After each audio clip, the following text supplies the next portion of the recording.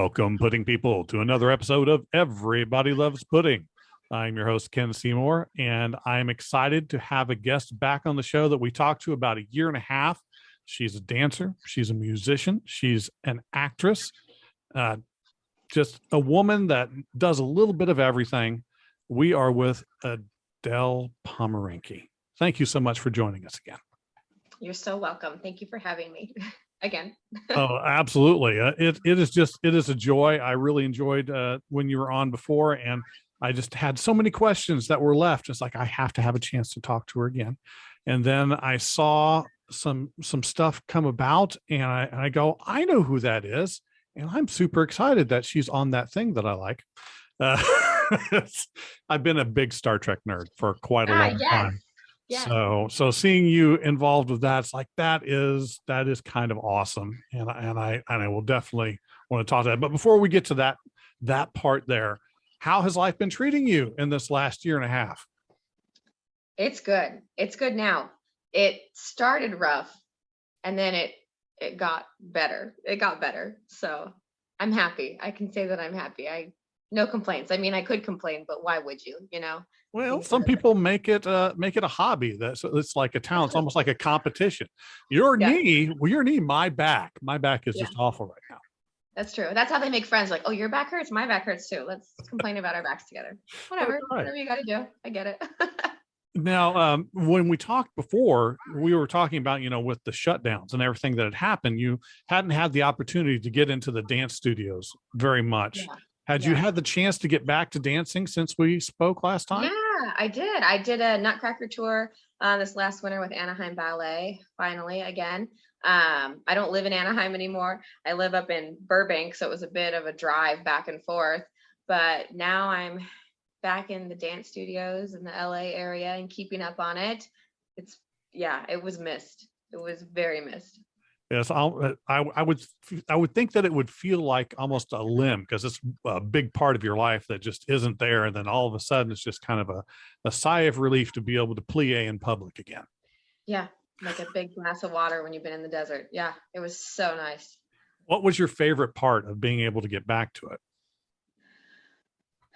I'll tell you, my least favorite part first was I didn't like the mirror anymore. I was like, oh, that's a whole year of not looking at myself from that angle. I think my favorite part was I could the space I love to jump. I'm a jumper. So I was just going and doing jumping combinations over and over again, just leaping and bounding across the floor. Like it was so good. It was great. And was that, I can't help it. There was, we talked a little bit about anime. Was the Sailor Moon cosplay part of that as well, or was that before the shutdown? Because I saw you dancing in a Sailor Moon outfit. Okay, yeah, that's awesome. We had so most of my ballet career, when you're in a company, you still have rehearsal on Halloween, or you'll have a dress up day on Halloween when you go into class. Everyone's wearing costumes, and this year I was Sailor Moon, and so I had Nutcracker rehearsal dressed as Sailor Moon. So, how many people got it? I just have to wonder. My artistic directors did not get it because they're a little older. They're like, you look adorable. They thought it was just like a sailor girl. They weren't quite sure. But most of my co-dancers were like, Sailor Moon. They loved it. So that's always one of the best things. Have you had the chance yet to have the convention experience, to go to either an anime, a gaming convention, a Comic-Con? Have you done that yet? Not yet. Oh my gosh, not yet. I've wanted to so bad. Anytime it comes up, it's like the wrong time. I have something I have to do work-wise, or now I'm hoping that I'll get to go and do some signings maybe in the future. I really want to go. I want to go and dress up though. Right? I want to go and do the whole cosplay. Yeah. If you get the opportunity, it's just a ball. Let me rephrase that. It's a ball from the attendees' perspective. I still don't know the other side of the curtain, whether it's necessarily a ball for the people that are there to present things. I was in Cleveland. Well, I was in Cleveland about a month ago, and a couple of the people that were guests, they looked exhausted. I mean, just completely gassed. And it's like, I really feel for you with the lines of people and just looking in the eyes, that kind of deer in the headlights sort of a look. Yeah. but you will be able to blend in completely because there's usually at least 40 to 50 Sailor Moon outfits at any given convention. That's great. That's perfect. And Yeah. it's just kind of awesome. So, okay, so I can't hold out anymore because I was excited about the Star Trek thing. I have to ask, were you a Star Trek fan before you got a chance to be on the show?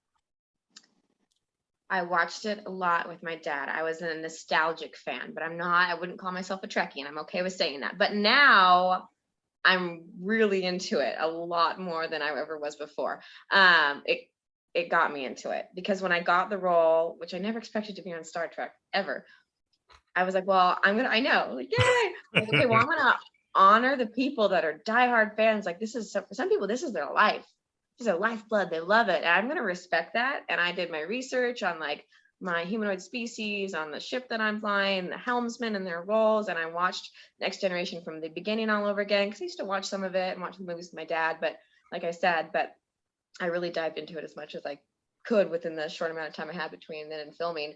And now I'm just, my algorithm on social media shows it up a lot and I'm into it now. Nice. Okay. Well, we have to test you then. Let's go with the Okay. easy test, the non-Trekkie test. If you knew the original series, the Next Gen, let's do the captain test. How many captains can you name from the series? I'm sure you must know the captain of the original series. Yes, William Shatner, his Captain Kirk. Captain Kirk. Absolutely. So Captain Kirk was my favorite actually. I like the old Star Trek. It had like a lot of the little dresses that the girls wore, and I don't know, I just think it's so cute. So fun. Let's see. So Captain Kirk, and of course Picard, we know that one. Right. And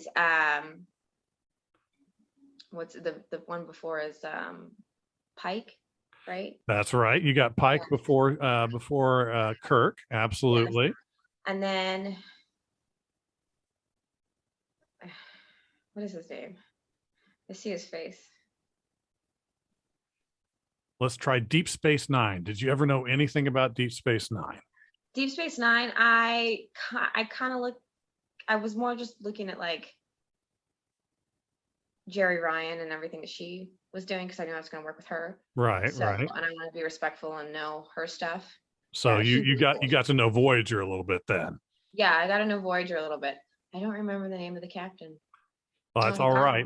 You got me. I don't know if you remember where we broadcast out of, but we broadcast out of Bloomington, Indiana. Right. And there's actually a statue of that particular captain right nearby us. So there is a Captain Janeway. Really? Absolutely, 100%. You can look it up. There is a Captain Janeway statue around Bloomington, Indiana. You can't miss it because that's, if I remember correctly, that's where she's from in the show. So great. Right. It's fantastic. Deep Space Nine, Captain Sisko. Okay, let's there you go, Cisco. Right. What about, did you ever do any, you probably wouldn't have needed to research anything from the Enterprise show that had Scott Bakula in it. Yeah, but I like those, and my dad liked those a lot, so, but I didn't do much research there. Now it's more watching the Next Generation and like really diving into that. Right. The first few episodes are like, wow, this is a trip. Well, for a non-Trek person, that's kind of awesome because usually if I talk to non-Star Trek people about Star Trek for any extended period of time, there's a certain amount of eye glazing and looking for excuses to leave, maybe gnaw off a limb. But I have so much respect for like cult followings and pop culture and things like that because I'm a big anime nerd and all that stuff. So I've got my own things that I'll ramble on about. People are like, okay. That's the best. That's where the passion shows. That's where just love lives. Yeah. And if you ever get a chance, if you like the original series, I don't know if you noticed, they made a Star Trek cartoon. I saw that. Did you see it? I haven't seen the cartoon, but I have seen that they have made one. It's super cheesy. It's so incredibly bad, but good at the same time. I mean, there's no two ways about it. It was not well done. I like the honesty. But it had elements that were just wonderful. So like so many things. And it's not like the new Lower Deck show. The new Lower Deck show is fantastic. Yeah. And just funny. Or Strange New Worlds, right? Yeah, man. I gotta say, if you would have told 13-year-old me that when I was a grown man, that I would have a chance to watch movies based on all the comic books I loved and watch multiple television shows based on Star Trek and a reboot that's sort of okay on Star Trek. But yeah, I would have not believed you at all. So, all right. Well, let's get. We're going to get you more stuff. We're going to get you ready for the signings, because if you're going to get to that point where they're going to come up wanting those autographs, they're going to ask you all sorts of questions that are going to be off the wall. I'm going to go to back to go to Star Trek college and have to study. Yeah. Before I go out. Well, here's a specific question about the role. You got to play an alien species, which is always fun to look at. But I have to wonder, how long was the makeup session to get you ready for that particular part? The prosthetics, about 4 hours of work, including hair and makeup on top of prosthetics. Well, yeah, maybe 3. But so I was there one of the earliest call times. So it was a couple of mornings. It was 3 a.m. Sitting in the chair, and Bianca was my makeup artist. She was so cool, and she did such a good job every time, making it look just as good as the day before. And what's interesting about it is the prosthetic on my forehead that you see my eyebrows. Those aren't my eyebrows. Those are eyebrows made to look like my real eyebrows, then put over the top of the prosthetic. I guess that makes sense. That makes sense. I mean, that's got to be easier than trying to work around the existing eyebrows. Yeah. But getting the eyebrows on there every day individually, one eyebrow at a time, so it lined up just right. So you're gonna have some crazy expression on accident. That took a while sometimes. Did they make notes so that when you came back to the chair the next time that they line up the picture with you of where they had things and everything? Yeah, even down to some of the freckles, because I naturally have freckles, so when they blended with the prosthetic, she did some freckles, and then she'd refer back to her first photo from the first time on set to make sure if there was a little bit more here, she made sure they were there again, or one that was really big that was over here was there still. Yeah, it's impressive. That's got to be something else. But you got to be, I would think that you'd be a little loopy after all that. 4 hours of makeup. And is it one of those sit and wait sort of things, or they get your makeup down? It's hey, we're ready. It's time. You're going to be here in this scene. Let's go now. Go. That's the first thing that happens. I get there, and then we all had to COVID test. So you get your test, and then you get straight into the makeup chair right away. And that was the first. I'm sipping on coffee and just that's the deer in headlights. That just not sure where I am yet. What's going on? I got to say, I have a great deal of respect for that whole process, because I have a hard enough time getting up at a normal time in the morning. But you not only need to be up early, but for you, stay still, do what I tell you. And then for them, be very detail oriented while your eyes might still be just glazed over from sleep. Yeah. That's crazy. So, okay, you've had firsthand experience now on a Star Trek set. How does that set compare to some of the other sets that you've been a part of? I mean, you've dealt with a lot of stuff that's more based in more of a reality sort of a thing, even if it's not necessarily current day reality. It's this real world stuff. Right. How does that feel being in that different type of environment? The attention to detail is huge. So when I was in the Penitent Thief, it's a historical movie, the amount that they were concerned with historical accuracy compared to how much they were concerned with Star Trek accuracy is huge. Star Trek is down to every little detail on how the ship functions and looks, and the color palettes, the lighting, the sounds, the noises, and they make it real. I walk on the set and I'm I think I could actually fly this. It would maybe get up and go. That's excellent. Yeah. And a lot of people times that's almost English. Let's try reorganizing those words. It's close enough. A lot of times people say that the things that trigger memory most are olfactory smells. What Mm. is the smell? Is it a lot? Does like it smells like polystyrene, or is it? Does it have kind of a different ambiance being on that kind of a set? It smells like the fog machines. And it smells like the little explosives because there's a little action sequence there, you know? Yeah, I think it, so that actually can put you into character a lot. I feel like a lot of sets use a little bit of, they like to use a little bit of fog to get that nice look for the camera. I can't think of the term for it. There's a term for it out there. I mean, I'm sure. But yeah, and then the smell of the bit of sparks and stuff that they were setting off. Because we're not Ever- gonna edit everything. We're gonna actually make some things explode and have some extras run through it. It's fine.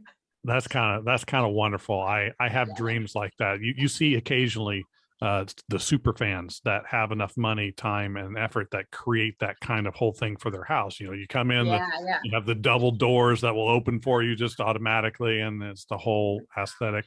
I still kind of want Cardassian bulkheads somewhere in my Yo, home. that'd be cool. That'd be so cool. It'd be really neat. Okay, well, what about the personal side of things?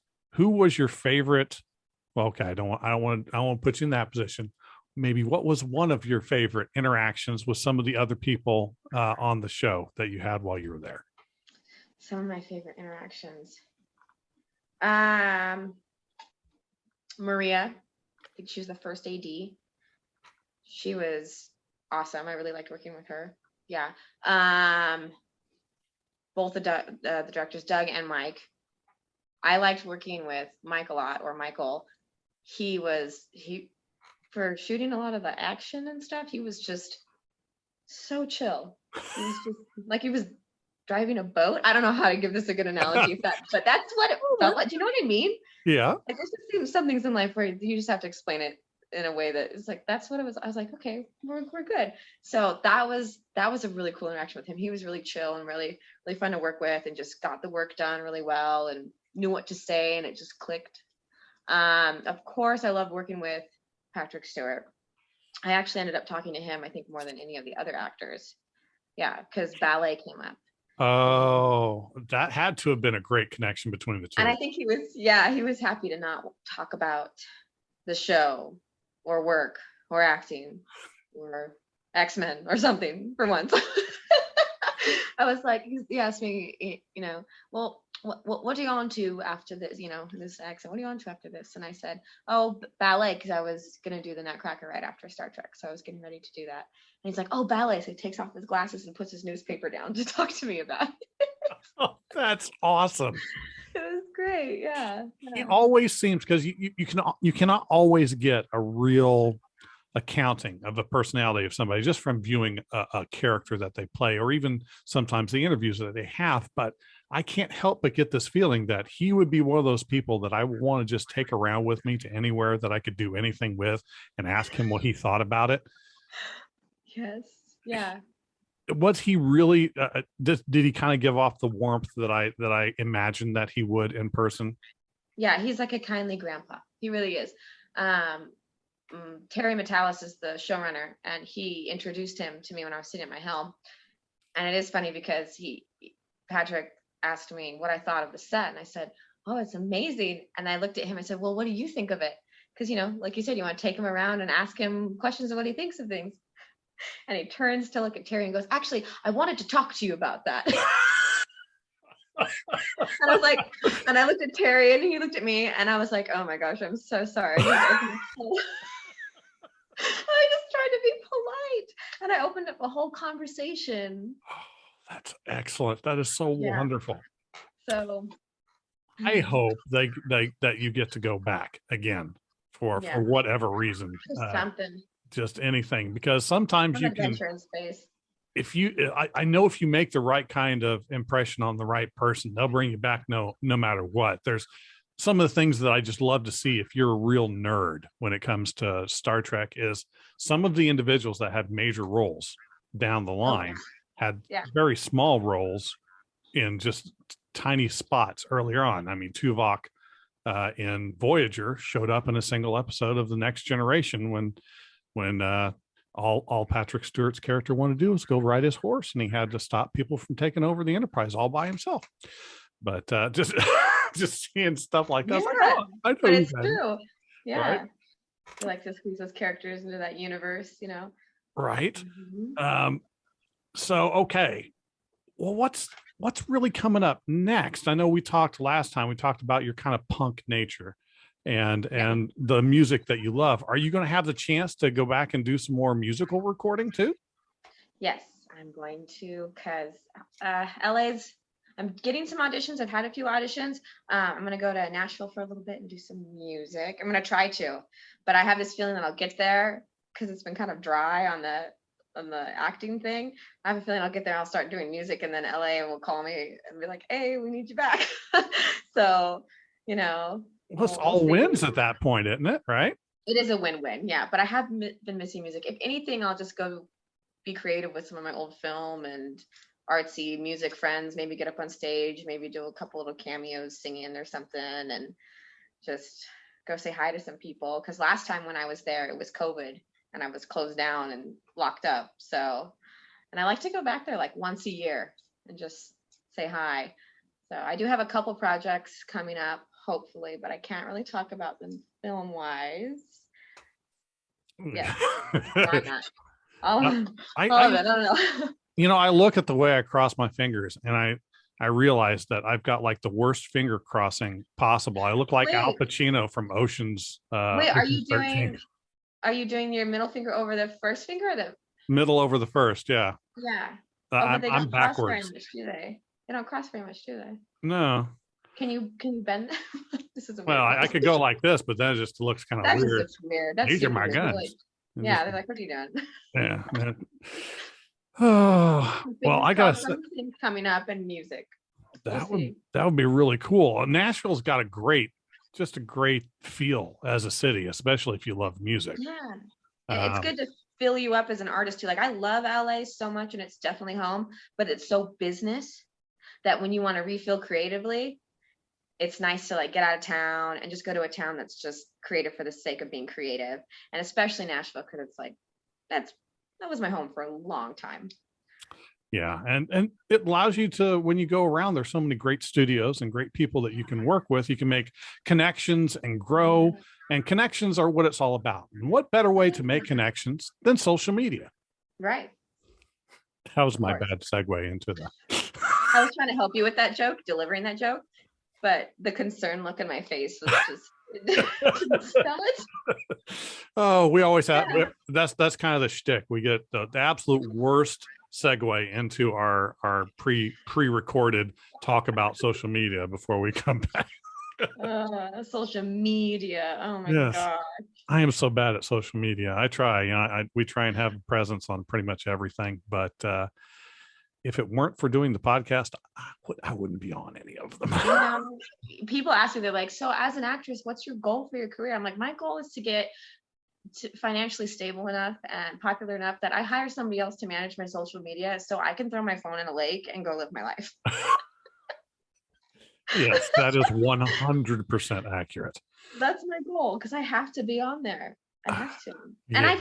I want to be on there for my fans and stuff. Sure, I want to give them stuff to look at and enjoy, but I don't want to spend every day. Yeah. What did this person say about me? Oh, my chiropractic bill. Don't forget, Pudding People, to catch us on all of our social media to keep up to date with what's going on in the world of pudding. Where are you most active, Richard? Well, you could see some of my activity on our Instagram account.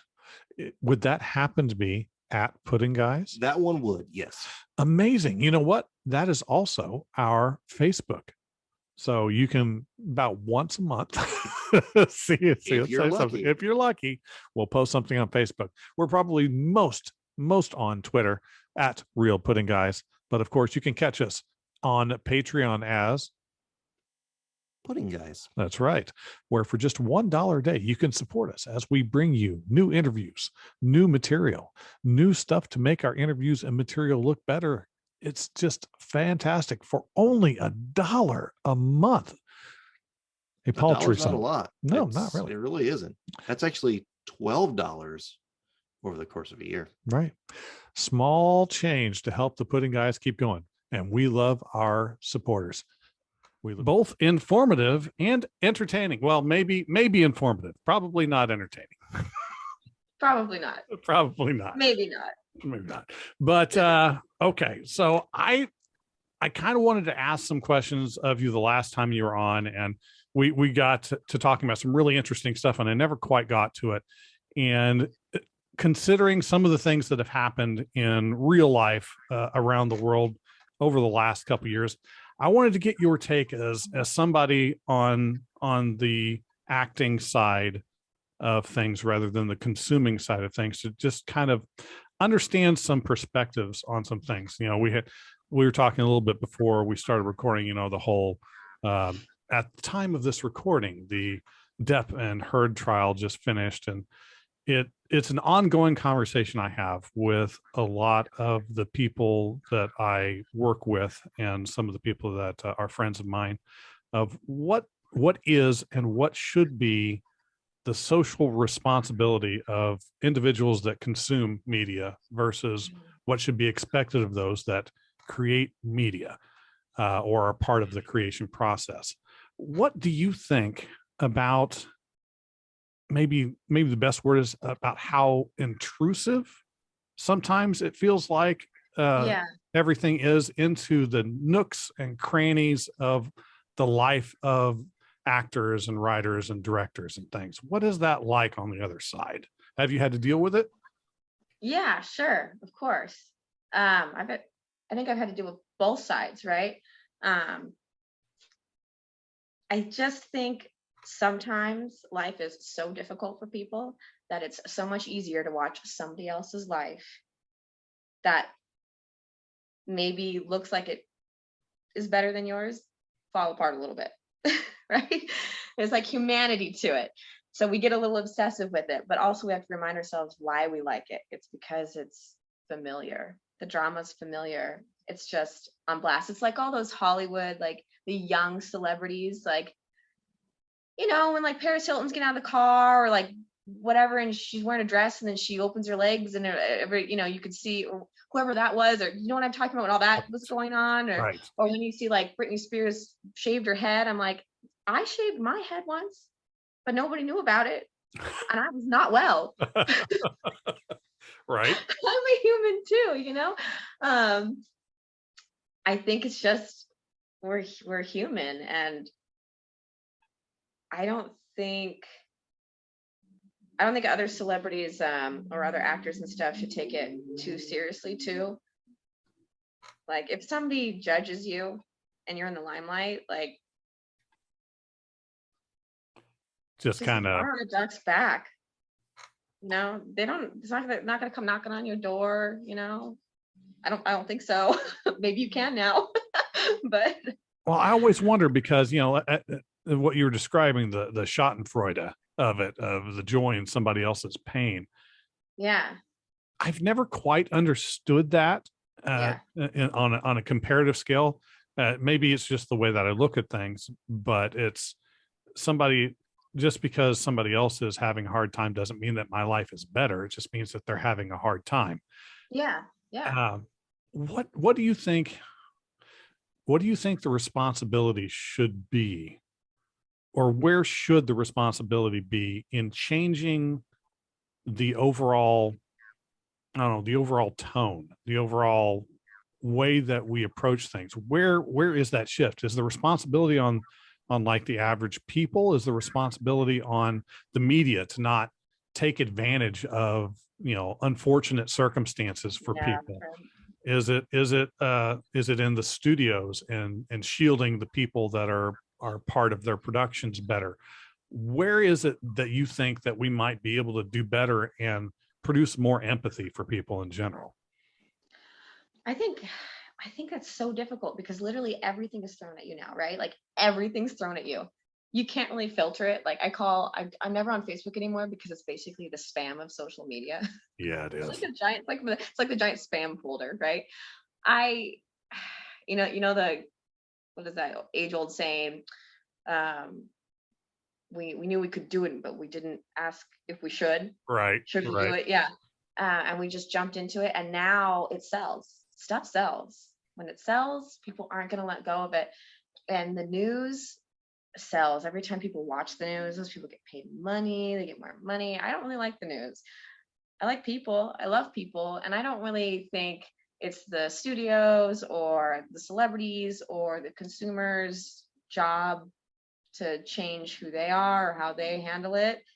But I do think the news could probably get a little bit better at being the news. They're not really the news. They're like the gossip group, Right. like, can we change what they're called? Because they're just Yeah. antagonizers. They never share anything happy, unless it's like a little kids local theater in like small town, rural America, news. But Maybe it's because there's a bit of a detachment, maybe people have not been exposed to where some of the true joy really is, because I mean, we all consume the product itself, the show or the movie. yeah, But what the things that I love talking to people in the industry and learning about what it's like to make that, with the mindset that goes to it, and seeing it as it's almost like watching a kid grow up, as you see them develop and become what it is that they're going to be. And then yeah, even after it feels like it's done, it can still take on a different life. yeah. If that makes any sense. No, that makes sense. No, that makes a lot of sense. Yeah. I think more people need to be more genuine. Honestly, I think everybody needs to be genuine, be more forgiving, more graceful. We're just people. We're all just people. There's like these weird lines of like, this group is like this group is like this, these people are like this. And it's like, oh, no, that person probably buys the same brand of socks that I do, likely, because they're comfortable and decently priced, medium priced, Right. I had to go into Walmart the other day. Like, we all do Walmart, I bet you, I'm sure, Mhm. just silly things like that. We don't realize, we just kind of put these labels on each other that because this person's in Hollywood. And then some of those actors and stuff lean into that. And like, there's just, social media has allowed people to put this like mask up of who they want people to see them as.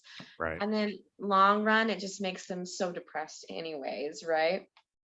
Which is what leads to the consumer thinking, monkey see, monkey do, right? Mhm. Okay, so I'm supposed to do that too. And then, is anybody actually living a genuine life? Is anybody actually just being a person? I think another potentially problematic element is the heart of all of our interactions lies in language. Yeah, Bottom line, if we can't communicate, if we can't uh, understand, have a shared understanding of what things mean, and then be able to interact on that, then that's a problem. I mean, um, with social media, like, kind of like we were talking about how difficult it is. I think a big part of that, there's no tone. You can't get no, tone. you can't. Yeah, the inflection of someone's voice, the body language. Yeah, I saw somebody get blasted the other day, just over and over and over. And my initial response to this tweet was like, "Oh, that sounds awful." And then somebody down the line is like, "Do people know you're being sarcastic?" I was like, oh, I didn't. I thought he was being completely serious, because there's no tone. yeah, I know. Yeah, that's true. That, I think that's kind of why Gen Z like just puts random stuff on the internet. Like, it's gone full circle. Remember with the beginning of the internet with like the badger, mushroom videos and all that? People will know what I'm talking about. Or Group X, people will know what I'm talking about. If you were part of the beginning of the internet, it was just random. It didn't make any sense. And then suddenly we were like, we need to make sense of the internet. I mean, you can't make sense of like an infinite whole of just like everyone's personalities. Where information goes to mutate and eventually die. Yeah, and some people are on the internet just to be trolls, to cause problems and arguments. Like, do you know how many fake accounts are online of people just wanting to start fights because they're bored? Yeah. Like, we cannot be taking social media seriously. And as for whose responsibility is it? Elon I don't Musk. know. Yeah. Oh my gosh. There we go. It Maybe really is. not. If Oh, Elon Musk can't do it, who can? it may not be a real popular opinion, but maybe we shouldn't have a tech billionaire that is completely separated from what real life is and means, and normal people make big decisions about anything. I think that goes for anything and everything. Yeah. That happens quickly to people too in the industry, you know. You start out like I'm just a normal person, those like daily struggles of life. And I've warned my friend, I've told my friends and family, like, will you please, if I ever stop being genuine or down to earth and I start getting, you know, like that, pull me down, be like, you are being crazy, and bring me back down to earth, because it happens when things get too easy and you don't have to actually, like, you know, at least put an effort in to get back something in life, which is like the natural order of, I think, almost every animal on the planet, to put effort in to get something back, whether that's just eating, surviving, or, you know, thriving. It gets too easy, and then you start trying to find problems in nothing, and then you just get disassociated from people and disconnected. And that's, again, humanity. Now you're not connected to humanity anymore. Well, what about this related question? Well, semi-related question. What responsibility should a celebrity have to use the in quotations platform to project things? And then on the other side, should we as a consumer really actually care what a celebrity says about anything? I'm not always going to like what I have to say. I don't think you should care about what anybody has to say unless they're actually directly affecting your personal life. You know, like, now, if your brother comes up to you or your neighbor and says, hey, can we talk about something? Give that attention. That person's right there. Right. They're in your life, and you give and take to one another. It's somebody you've never met before. I don't make opinions about people that I've never met. I just don't. I can laugh and poke fun all I want at people like Elon Musk, but I've never met him. Right. He could be awesome. I don't know who he is. He could also still be himself and be awesome. Right. Like, you know, people come with faults too. The platform a celebrity has, that's up to them. That's what they want to do with their brand. They're also just a person trying to do whatever they think they feel called to do. And if somebody feels called to say something about something and another person feels called to listen, okay. But if I don't feel called to listen or say anything, I'm just going to be over here doing what I think I should be doing with my life and just letting them do what they're doing, you know? Talking about famous, go ahead. that famous, you're talking about famous sayings. I'm going to insert a different word, but, you know, opinions are like noses. You know, everyone has one. Everyone has one. Yeah. Right. Yeah. Noses. That was a good one. Yeah. Yeah. There's some guy watching. They're out someplace out there like, everybody but me. I'm so sorry. I actually had that. I told you I was in Cleveland about a month ago, and I was You're still beautiful even without your nose if you're out there. I was speaking to Mark Shepard just briefly because I absolutely adore his work, and wanted to tell him that. And it's like, you know, we've got this podcast. Everybody loves pudding. He goes, everybody doesn't love pudding. I know he's just trying to yank my chain, but it just completely threw me off for a second. It's like, what? No, people love. Oh, okay. Darn it. It's not. Yeah. Some people like yogurt. Or right. Flan. Is it flan or flan? I don't know. I've heard it both ways. I have heard it both ways and eaten it every way because it's delicious. Tomato. Right. Flan. Oh. Yeah. No, but the whole, you're a celebrity, so you have a platform. I don't know. Honestly, it kind of exhausts me. It's like, I'm an artist. First off, like I said, this is why I get out of LA every once in a while. I gotta remind myself I'm an artist. I'm there to help you feel something. I'm giving. When you're an artist, you're not taking. People get famous and they start taking instead of giving and forgetting what their purpose is. Right. And I'm giving. Now, if you interpret my work in a way that isn't what I expected, that's fine. You needed to interpret it that way. It was for you. Right. Right? Yeah. Yeah, that's actually a real big thing with any artist as the whole interpretation, and that's a discussion probably for another time about where that responsibility lies. I know there's a lot of comedians right now that are in a bit of hot water because of, you know, things that they have said. I feel bad for comedians right now because literally everything they say is a joke because they're a comedian and people are taking it as a joke. I feel so bad. And it's also, you don't have to have an opinion on everything. No. You don't. You can just go, I don't have an opinion on that. I said that to a lady, asked me some question about some movement that was going on. I don't want to highlight what it was. And I just kind of looked at her after a couple seconds and I went, I don't really have an opinion on it. She didn't know how to take that, did She she? didn't know how to take this. She's like, well, you got to pick a side. I'm like, I don't think I will. Nah. I don't think I'm gonna. I think I'm gonna just love one person at a time in my life. The cashier at the grocery store and whatever, the waitress or the person on set I work with, or the A-list celebrity, and just try and treat them as evenly and nicely as possible. And I'm not, you don't always have to have an opinion on everything. And not everybody has to know what you think about everything. No. I don't want people to know what I think about everything. That's where the mystery is. That's where, and that gives you the Yeah. chance when you do meet somebody new to actually get to know them, rather than say, well, I've already done a Google dive on you, so I know every one of your opinions and we have nothing really to talk about. Oh, that sucks. Yeah, you're right. Think about that. That would really suck. Right? Yeah. Or somebody's purposely avoiding you because they found out everything that you think and ideas and that are set in stone, if you will, and then you miss out on a really cool friendship or something. No doubt about that. I maybe I guess the takeaway is, more than anything, I think what we need to get back to as people is maybe assume the best about somebody before you form any sort of a thought process, because odds are good you're not getting the whole story, or you're not getting some sort of context, or maybe they're having a bad day, or maybe they have one bad opinion. That's the thing that I guess, some people make a mistake. Yeah. Some people actually do legitimately have wrong, or what you might think of as wrong opinions. Does that make them a bad person? No. Oh. I have somebody in my life that I like a lot. They're a flat earther. I don't know what I'm going to do about it. I love them and they're so much fun to hang out with. We just don't talk about that. Just avoid it. It's like, don't talk about that. I'm like, I love you for who you are. Whatever. Look, the sun is rising. Well, I probably better avoid talking about that. That will just lead into that conversation. You want to go look at the stars?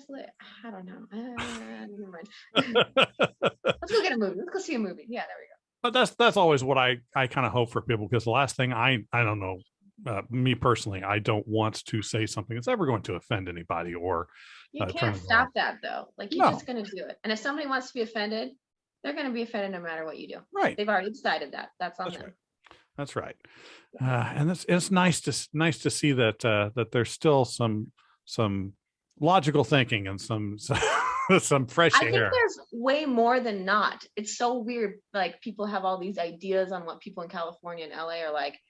And like, sure, there's a few kind of quirky ones, right, that are totally, the stereotypes are totally true. But for the most part, the people I know and that I talk, and all the different people from walks of life, they're just people. They're not that bad. Yeah. For all I know, all of the weird ones on social media are actually all bots created by the companies, because they need us to be in a negative mindset to be able to buy whatever it is. I think so. Yeah.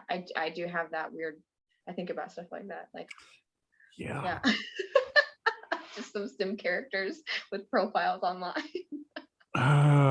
Well, there could be an upside to it. We could hire somebody. I could definitely do that. I'll get 200 or 300 people to make about 5 profiles a piece, and then I'll have thousands of followers on whatever platform. Yeah, people do that. It is nuts. I'm like, that's not even real life. If you put that much effort into like regular daily life, do you even know where you would be right now? So it all goes back to the news. This is all the news' fault.